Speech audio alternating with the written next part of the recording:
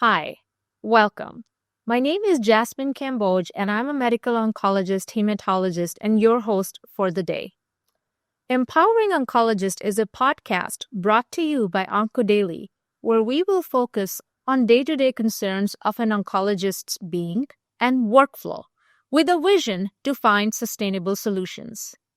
We hope to share our stories of wins, losses, resilience, and inspire and empower our community because we fly higher and longer when we fly together. Before we dive in, a disclaimer. The views shared on the podcast are in individuals and in no way are contributions from any institution, organization, or guidelines. For our session today, we have Dr. Stephanie Graff, who is the Director of Breast Oncology at Brown University Health and Associate Professor of Medicine at Warren Alpert Medical School of Brown University. Dr. Graff co-leads the Breast Cancer Translational Disease Research Group at Ligoretta Cancer Center at Brown University. She has robust social media presence and leads Hematology Oncology Women's Facebook group. Dr. Graff is on the board of directors for the Dempsey Center, the steering committee for the American Cancer Society's National Breast Cancer Roundtable, and an active ASCO volunteer. On a personal note, she's a busy wife and mom of 3. She loves to read, play volleyball, and drive her kids to their activities. Dr. Graff, welcome and thanks for being here with me. Thank you so much for having me. Obviously, I love talking to you, and I am excited to get to spend an hour doing that. So Awesome. Thanks for the honor. Thank you. Tell us about your current practice and your roles and the many hats you wear. Oh my gosh. So you just painfully listed out all of my various job titles. I am, in clinical practice, I see patients a couple of days a week, seeing all breast cancer patients. When I am not seeing breast oncology patients, I am leading the breast oncology program here at Brown, which means that I am editing manuscripts, writing papers, supporting mentees, leading research programs, doing teaching, and meeting with potential investigators and generally helping run our program and develop and grow the program. Right now we're interviewing, which is busy. So just lots of different projects. And then like you alluded to, outside of my life as a physician and a researcher and a leader and a teacher academic, I am a mom. And so I just drive kids places all day long. Right. How do you keep up with sanity with all these activities? I am not entirely sure. I think I'm still sane. Every once in my life, I feel like maybe I need a temperature check. That's why I do things like this, Jasmine, so that you and I can talk and make sure that we're both still on the straight and narrow here. Right. And for our audiences, Dr. Graff had been my virtual mentor from ASCO, and we just finished our mentorship year. And it went very, very well. And she also, while she's leading the Hem/Onc Women Physician group on Facebook, she's also periodically checking in with everybody in the group, like what are your ways in which you self-care or self-manage, right? I think that's very important, Stephanie. Thank you for doing that. It is easy and fun to hear ideas and to share those, right? I think that that's an important part about how we support each other. I think it's one of the things that we don't always do a good job talking about is that it's okay to turn off and that it's important to have hobbies and interests outside of medicine. Not that long ago, professionally in our field, we didn't have electronic medical records. Charts didn't follow people home in the same way that they do today. Right. We weren't as ever present. There was a day when charts were paper and you couldn't take them home in a big stack. Absolutely. And pagers were payphones on the side of the road. And so things were just completely different in a time that wasn't that long ago. And so the life of a physician has changed as technology has changed. And I think that it's important that we continue to identify how we set boundaries and make space for ourselves. And then we talk about that and Absolutely. normalize talking about that. So Right. I'm glad to keep space for that. Absolutely. And the other key change, I think, which has happened definitely in the last 10 years, things have exploded in oncology, which is a good problem to have. But some of the senior leaders I have spoken to, they said that in their times, things were much simpler. Like even in the breast cancer world, I mean, like you are the breast oncologist, like whichever category you pick within the breast cancer, there is so much evolution that has happened in the last 10 years, right? Right. So, Like if you think about it, oh HER2 my is gosh. still a relatively new Yeah, category of breast cancer, right. right? And now we have HER2 low and HER2 ultra I low and know. HER3 CA altered and AKT altered and ESR1 mutant and on Right. and on and on.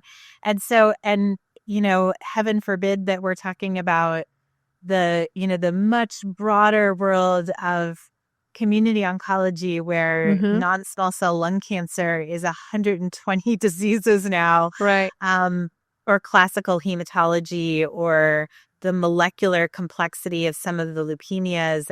I think that cancer care has just gotten very complex. Right. Um, it's not in breast cancer, it's not CMF for everybody anymore. Right.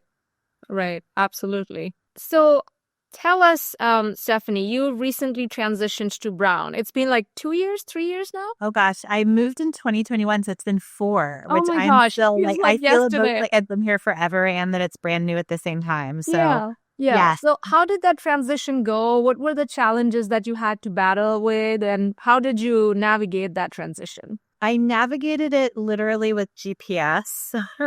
I think I had lived in Kansas City. I was at the Sarah Cannon Research Institute and HCA Midwest Health in Kansas for, decade. Mm-hmm. And so I think that the first biggest challenge was that I had been in Kansas City for so long that the geography was actually a complexity that I hadn't anticipated. Just simple things like finding where to drive Right. and constantly missing my exit was the sound of Oh. my GPS saying rerouting And was a entirely new part of my life, soundtrack of my life for a while. I read a book that may be on the shelves behind me called The First 90 Days when I first started, mm-hmm. that was talking a lot about, how to get started in a new position and how to, meet new teams and integrate and take time listening and take time learning how things are done there and try to understand the culture. I think medicine is deeply rooted in tradition Mm-hmm. and is deeply rooted in the hierarchy. And so for me, it definitely took more than 90 days, which I don't think patience is always one of my strengths. I think that it was hard to take time to sort of learn the complicated landscape of how all the puzzle pieces fit together and who does what All right. on paper and who does what really, and, Right. which is, the way the world works, right? But I think identifying leaders that I could trust and build relationships with, identifying institutional mentors, and then external mentors that I could call for advice on how to handle different situations, Mm-hmm. building out sort of checklists of things I wanted to understand, people I wanted to meet. Mm-hmm. And spending a lot of time just reflecting and listening was really important and helpful. Yeah. Um, and then constantly circling back to other people who had made moves 2 or 3 years before me and Mm-hmm. saying, you still don't feel settled, right? Right. And having them say, oh yeah, it took me a whole lot longer than I thought it was going Oh. to normalize the fact that it takes time to see change, was really valuable for me. Right. And that is so crucial because the one or two transitions I have made, I always go in with this, excitement and thrill. And then 1 month into the new job, you're like, why am I not feeling the same excitement and thrill? So it's okay to give yourself that grace, for the first 3 to 6 months while you're still settling in. And I think that we can, as leaders ourselves, I think that we can learn that. I think often we recruit people to come into our institutions when we're looking for change, or we recruit people to come into our institutions because they are different. They have exciting ideas. They have new energy that we think that our team needs. Right. And then the immune system attacks them, right? Like we Absolutely. antibodies try to neutralize Right. them, Right. which is, is exactly what happened. And so I think it as a leader now, I think it's important that as new people join our system, Mm-hmm. that we try to be the steroids that calm things down, right? Like Right. when as change is happening, Mm-hmm. that we try to let it, that we Right. try to say, let's create space for those ideas. Let's create space for change. Yeah. What would it look like if we tried that? Yeah.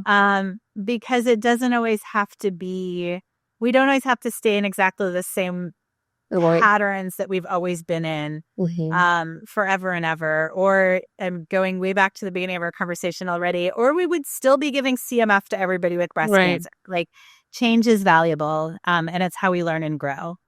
Absolutely. I think as leaders who are engaged with recruitment, it's also important to realize that when a person is hired, they are still kind of in their mindset doing things the way they are used to from their previous institution. So I think it really helps them settle in if the leaders in the new institution are giving them that grace, because not every institution has same way of working. So to just expect from day one from a new recruit that they will identify themselves with the newer institution, I think that's an unrealistic expectation.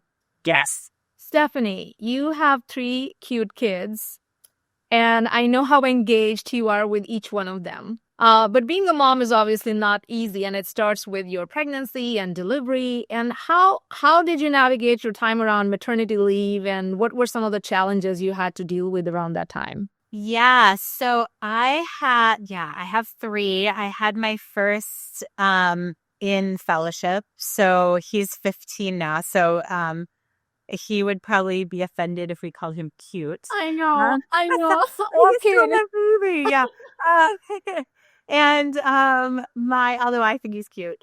And then I had my second 2 in my first job. Mhm. My second child, I was pregnant when I interviewed for jobs. Great. Visibly pregnant when I interviewed for my jobs. Oh, And my third I had after I was more established in my first job. yeah. And I think that each was a very different experience. And I would love to say that having a child during training has changed or gotten easier. And I think that there's shades of truth in that aren't completely better, right? Mhm. I was able to have time off, but it came in the form of my research month. Mhm. My mentor at the time was very supportive of that. My fellowship program director was very supportive of that. Mhm. Um, but that's not the same as having time off. Right. And I think that, if we really pause and think about it, those are moments where things like gender gap begins, right?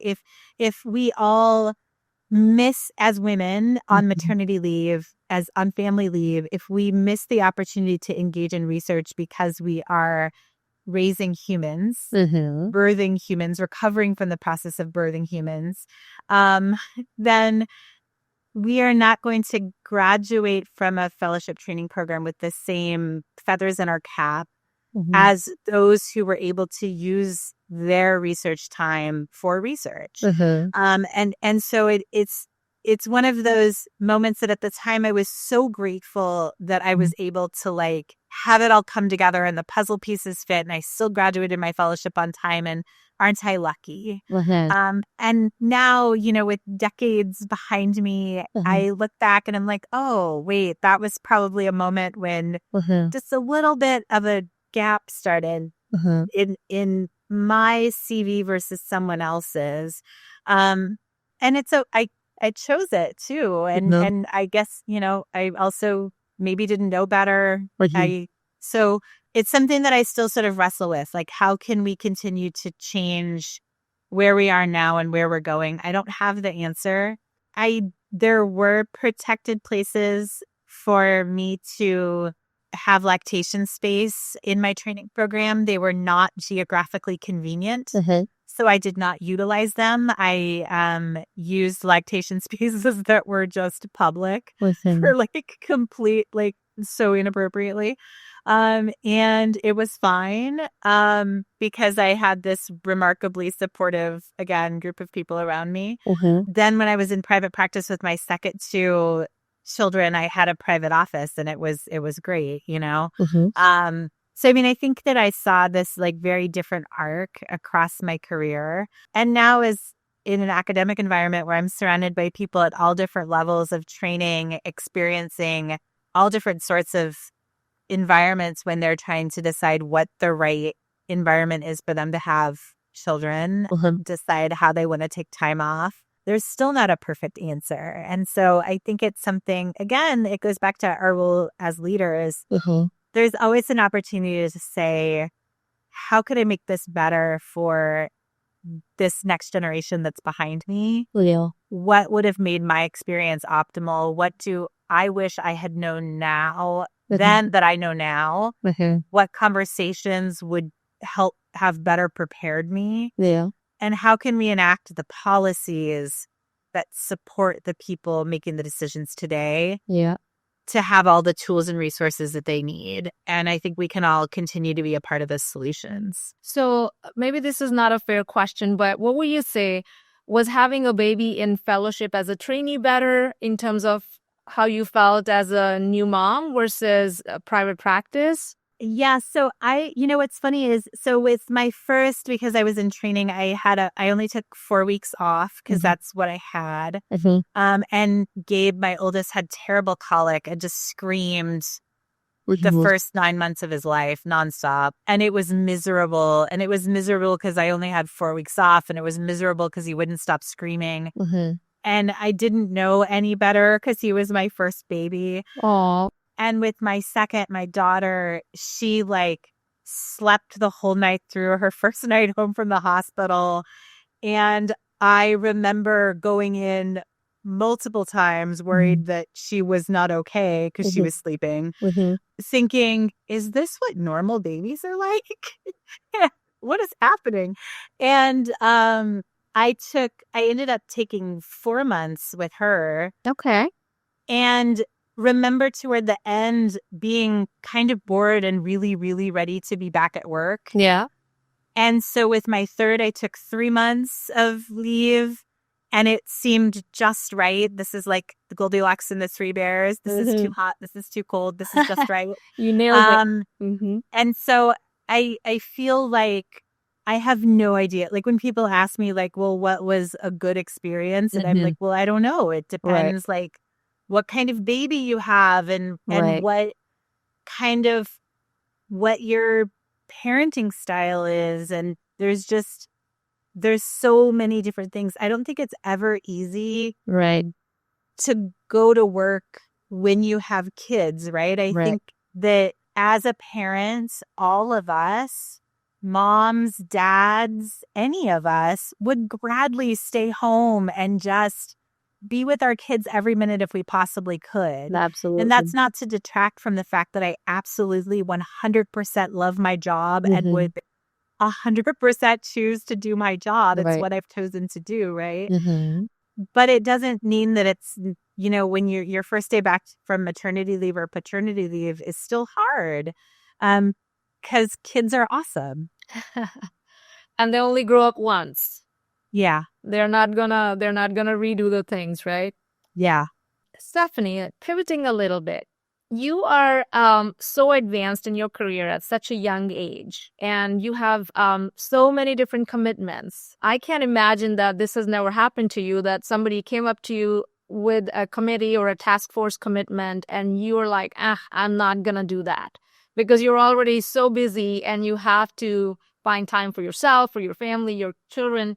How do you make that decision? Like, what are the do's and don'ts of when to say no? Guide us through that process. Yeah. I am still probably not as good at saying no as I could be.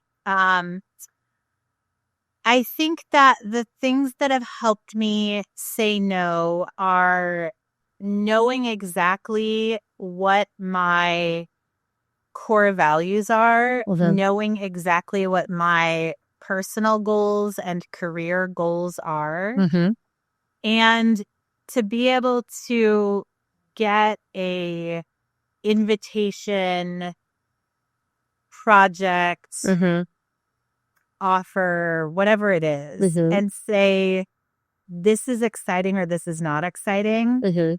And this aligns with my goals or this doesn't align with my goals. And use that to say yes or no. It also helps me a lot to think of, instead of to think of it as no, to think of it as someone else's yes. Right. Or an opportunity for someone else. Examples are that sometimes if I'm offered to give an interview, a lecture, write a review article, whatever, I'm just too busy, or it just means that it's going to pull me away. It's going to broach my workout, my traditional sort of work hours. And I know I'm going to end up doing it in the time that I try to protect to be with my family. And if I say yes to that project, I'm really saying no to myself, right? I'm saying no to my kids, or I'm saying no to my husband. And it's not that there's not a time and a space for that. It's not that my pendulum doesn't swing to both sides of the work-life balance spectrum. Right. But it's that I need to choose those moments correctly for myself based on my goals and my values. And so, but I also know that there's lots of people who aren't getting those offers. And so if I get that and think, this is going to stretch me too thin, this is a terrible week, month, a year for this project. Or if I get this and think, I'm not the best person for this, who would be awesome? It's so much easier to say no and like, this person would be great. Have you considered, let me introduce you to, Right. and just shuttle that opportunity right to another person. I also think it's a great opportunity to create sponsorship opportunities for people either in my institution or outside of my institution. Absolutely. To elevate all of us. I mean, there is a lot going on in the breast cancer community, in the oncology community in general, that all of us can have an opportunity to be more busy than we want to be, I'm sure. Absolutely. So alignment with your core values, looking at it, if you are saying no, that means somebody else says yes. And when you do end up saying no, it's basically protecting your own time and your time with family. So not feeling guilty about it. Very good. Any advice to early career oncologists or trainees? Yeah, learn to say no before I did. Don't wait until you're a mid-career oncologist to learn to say no. I think that it's really helpful to write down your goals. I think it's really helpful to write down your crazy big goals and then break them down into the bite-sized pieces that it actually takes to get there.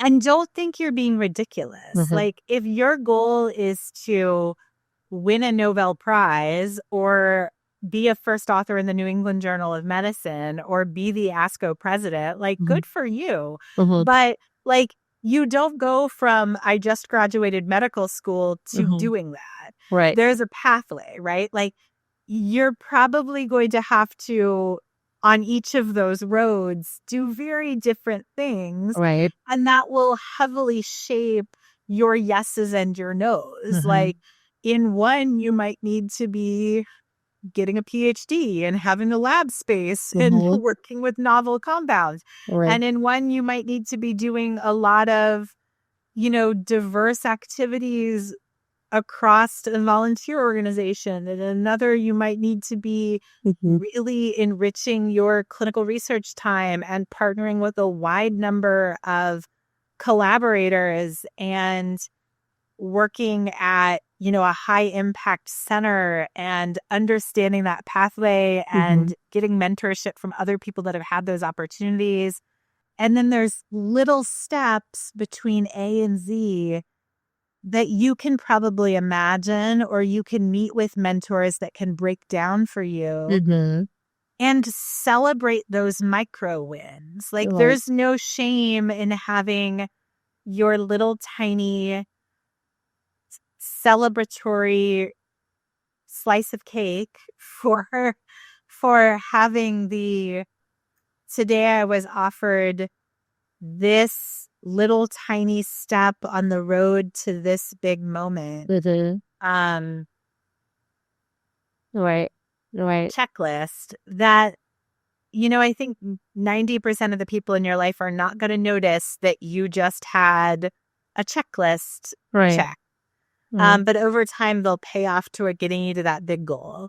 And I think that if you reflect on, who the Nobel Prize laureates are, you don't know, you don't have any idea who they were 30 years ago, right? It's when they have that groundbreaking discovery that you're like, oh, wow, this person's amazing. Right. They probably had a million steps between A and groundbreaking. Million steps and probably another million failures too. And we have to keep that in mind. Exactly. So don't get disheartened with a small bump in the road. All right, Stephanie, what would be one piece of advice you would give yourself of 10 years ago? Ooh, that's hard. What advice would I give myself 10 years ago? I think that I would tell myself to trust myself more. I think that I think all of us have our gut sense, our intuition. And I think it's easy to, especially when you're junior in your career, to ignore it because it's not what other people are doing.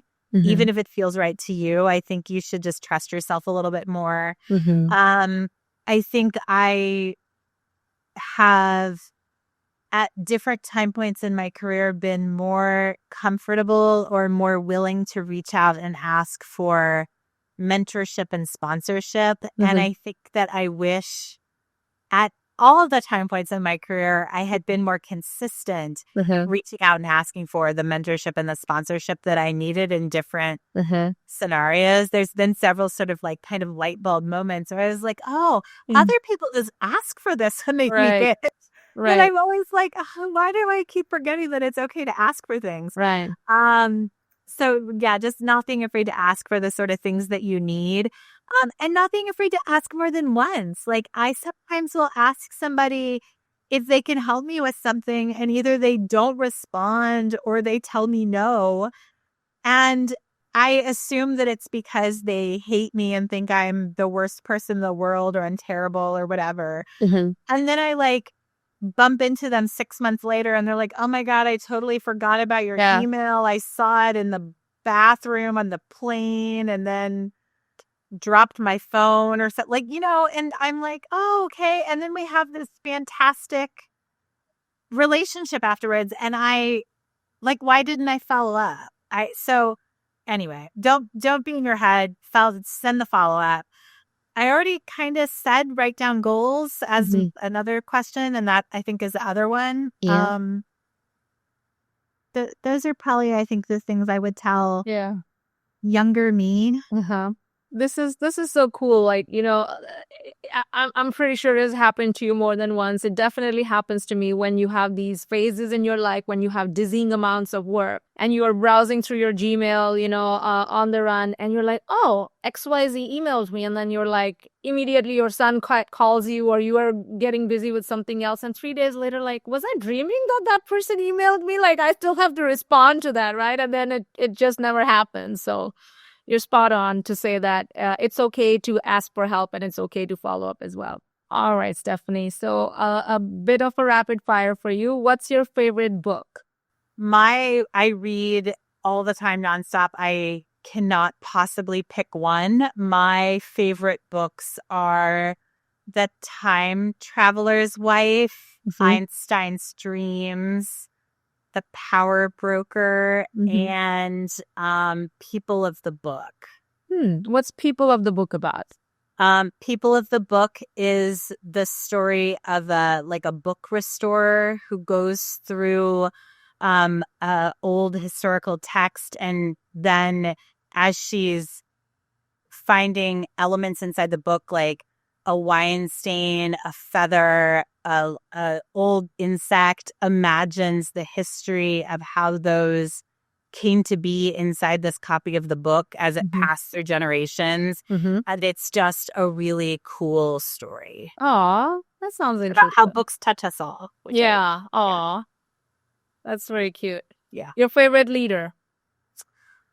Also really hard. I grew up in the oncology world at the Sarah Cannon Research Institute, and the CEO, Deanna Smith, and the CMO, Skip Burris, were both just absolutely instrumental in shaping my knowledge and understanding about the world of oncology, and have both been tremendous mentors.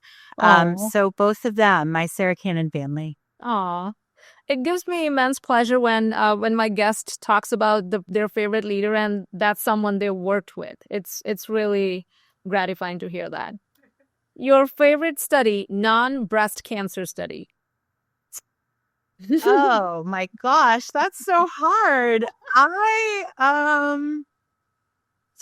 What a great question I don't have a good answer to at all. I don't have an answer for you. What's your favorite breast cancer study?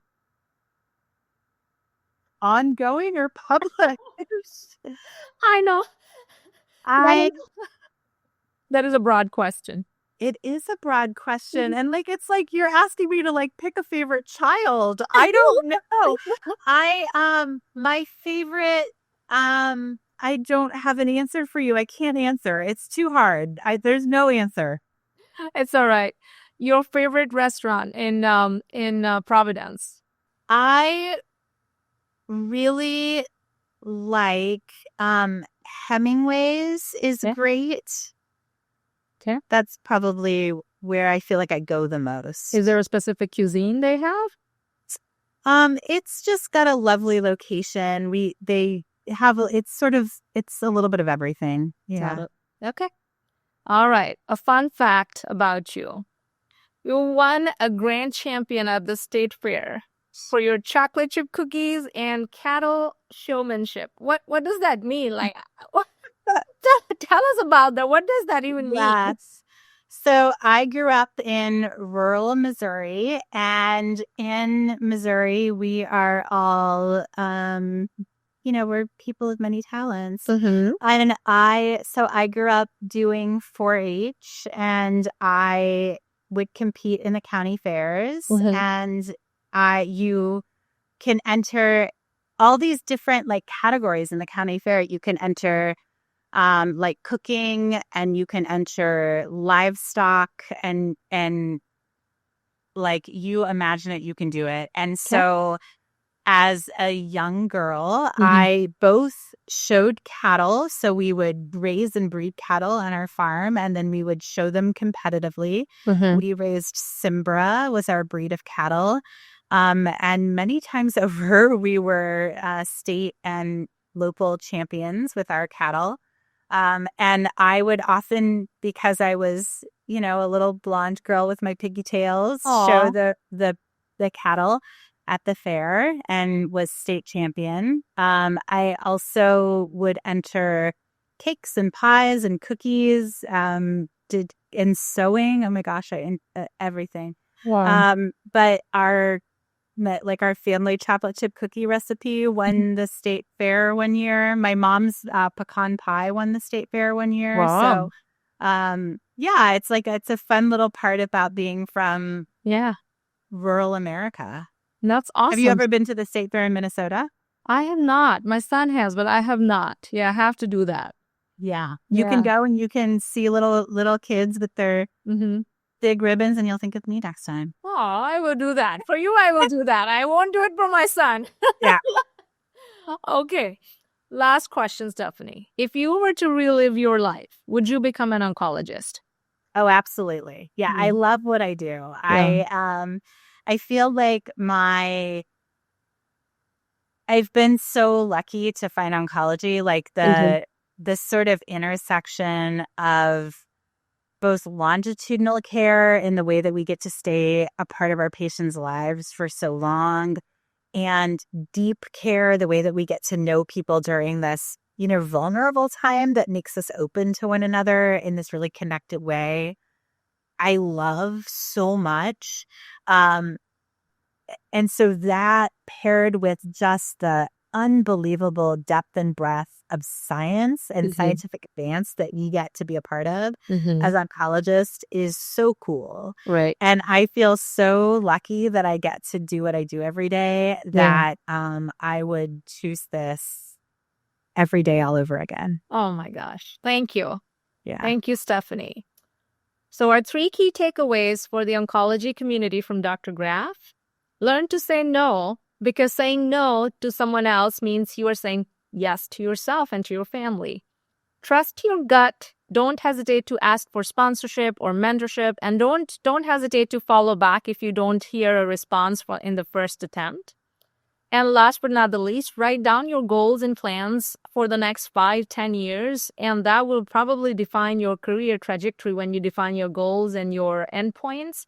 And myself and Dr. Graff were in a mentor-mentee relationship. She was my mentor, and she made me identify my SMART goals, which are specific, measurable, achievable, relatable, and time-specific. And she really made me hone it down to those SMART goals, and that was very helpful. So thank you to our viewers and listeners. This is Jasmine Kamboj and Stephanie Graff signing off on behalf of Oncodaily from our conversation on Empowering Oncologists. Thank you. Thank you. Don't forget to like, comment, share, and subscribe to Oncodaily on YouTube. Hit the bell icon to stay updated.